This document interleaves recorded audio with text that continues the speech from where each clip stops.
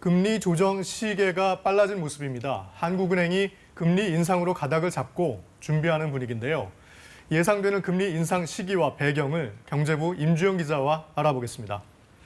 임 기자, 이주열 한국은행 총재가 연내 금리 인상 가능성을 언급했는데 실제로 금리 인상이 가능할까요? 예, 이 총재 발언은 올해 안에 금리를 꼭 올리겠다기보다는 시장에 금리 인상을 준비하라는 신호로 해석이 됩니다. 네. 서둘러서도 안 되겠지만 지연됐을 때 부작용, 가계비지나 자산 거품 같은 문제도 고려하고 있다고 언급을 했는데요. 네.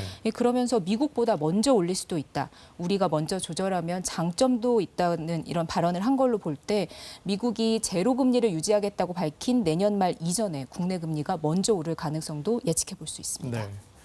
그렇다면 한국은행이 왜 이 시점에서 금리 인상 가능성을 시사한 이유가 있을까요? 한국은행은 코로나19 여파로 경기가 하락한 지난해 5월에 금리를 0.5%로 내린 이후에 1년째 같은 수준을 유지하고 있습니다. 네. 그런데 최근에 예상 밖으로 경기가 빠르게 회복하면서 금리 인상을 고려하게 된 것으로 보입니다. 네, 그만큼 국내 경기 회복세가 뚜렷하다, 이렇게 판단한 거군요.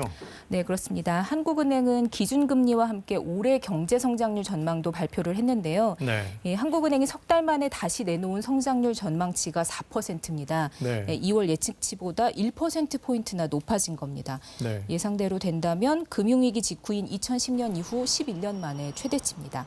또 미국과 유럽의 경기 회복세가 빨라지면서 우리 수출 실적이 기대 이상으로 개선된 점이 가장 큰 영향을 미쳤고요. 그렇군요. 네, 3월과 4월 수출액을 살펴보면 2달 연속 500억 달러를 돌파했습니다. 뚜렷한 네. 회복세라고 볼 수 있죠.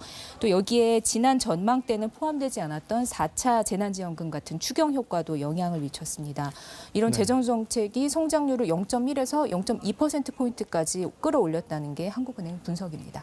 자, 그럼 금리 인상 시기 좀 더 지켜봐야겠지만 금리가 오르면 이른바 영끌 또는 비투한 사람들 걱정이 클 것 같은데요. 네.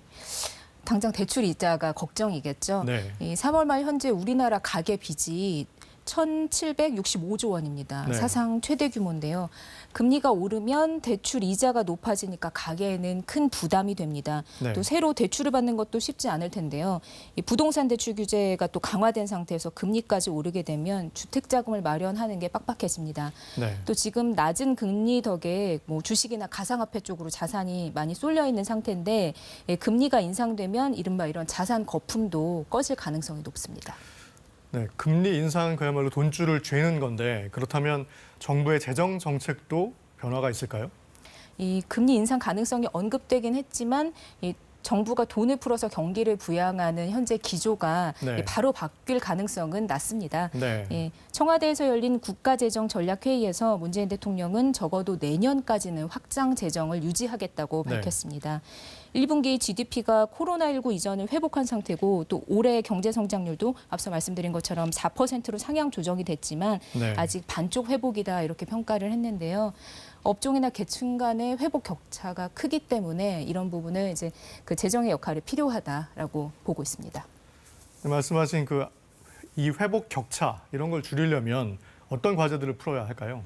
첫째는 일자리 문제입니다. 네. 일자리 수가 늘어나고는 있지만 코로나19 이전 수준에는 아직 미치지 못하는 게 사실입니다. 네. 산업별로 따져봐도 일자리 증가세가 완연한 제조업, 서비스업과는 달리 도소매업이나 예술, 스포츠, 여가업종의 일자리 회복은 아직 요원한 상태입니다. 네. 또 거리두기 영향으로 대면 서비스업을 비롯한 이 내수 분야 소득 감소도 풀어야 할 문제입니다. 알겠습니다. 잘 들었습니다. 경제부 임주영 기자였습니다.